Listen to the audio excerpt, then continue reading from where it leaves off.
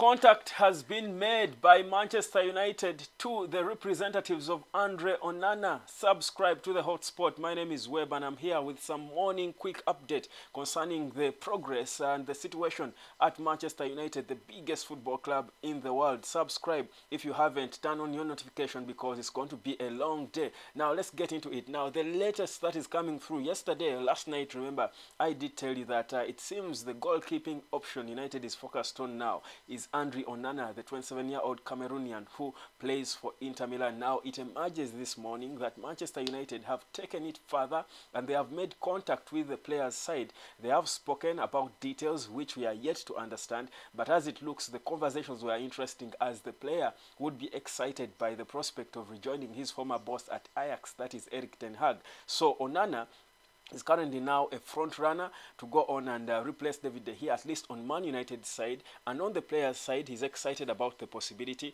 But the issue is the two clubs now have not met, but also the valuation of the player is quite high. Inter Milan do rate Onana at about 60 million to 70 million euros. United feel they should be able to get him for well less than that. So they will be going back to put their house together to try and see if they can now come back and make an official bid. I keep telling you that the strategy is always first talk to the player, interest the player. If they want and are interested in your project, then you can proceed and make a formal bid to the club. So United have made the first part of that strategy as they have gone ahead and contacted the player's side, and the talks seem to be exciting because his agent is clearly interested in seeing a move through to the Premier League, because that is where certainly all the attention and the big money is, and it will certainly make a lot of sense for the player. So Onana to United is also taking steps, baby steps, progressive steps going on. So that's the current situation as it is now. As it looks, these details coming up emerging are just confirming one thing,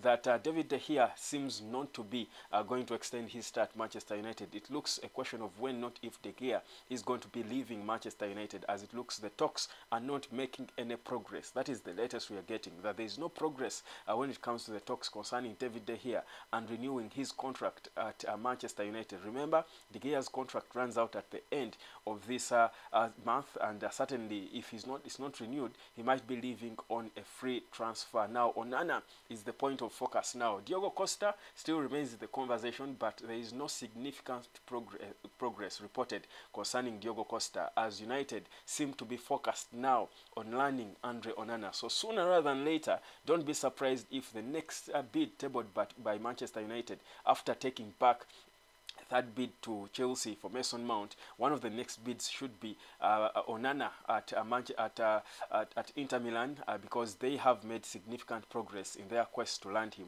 They have had conversations between his agents and the club, Manchester United. So that's the situation. Now, still talking Man United, there is no bid that has been tabled yet for Declan Rice, whereas United are clearly interested, have resurrected their interest in the West Ham United captain. Well, there is no official bid that has been made yet.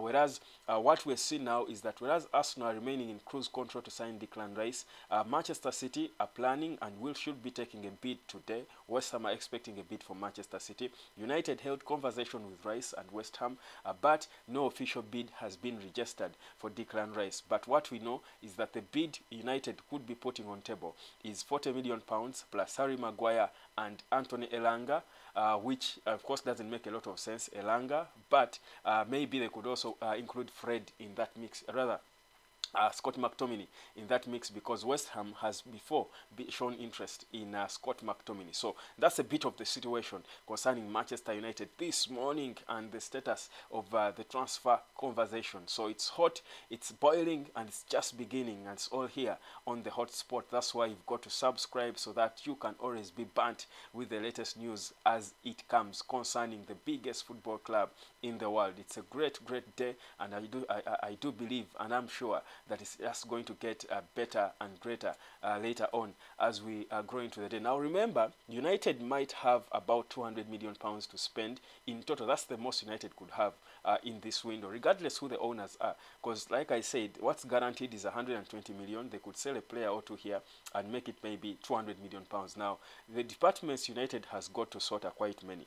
There's a striking department, and preferably two strikers are what they want to bring in, a central midfield, an attacking Mason Mount and a defensive midfielder as well could come in. United needs a central defender. They do need a goalkeeper. Now, with 200 million pounds, you might have to compromise on some departments. So, what are the departments United could be willing to compromise on? If De Gea is going, certainly the goalkeeper should be coming in. So that's one. So a goalkeeper could drop off about 45 or 40 million pounds. United needs a centre back because of the lack of consistency of the main centre backs for United. Axel Disasi is re-emerging after Kim Min-jae failing. Then United needs strikers. So would they spend on 2 strikers? If you have 200 million, I don't think you can be able to buy more than 4 players. The beauty is that the central midfield position, already Rabiot he can come in for free as a holding midfield option. Spend 60 or 65 on Mason Mount, which I think is bad business, but seems it's going to be done. So the rest of the money, will it be enough for United to get a goalkeeper, a centre back, and at least 1 striker? Again, that would be interesting to see how it goes. But as it is now, they have made contact with the team, the camp of Andre Onana, and sooner rather than later, like Ten Hag has always been clear, he doesn't want to waste any more time. So maybe soon we are going to be seeing an official bid made to Inter Milan. Now there was talks of Moses Caicedo.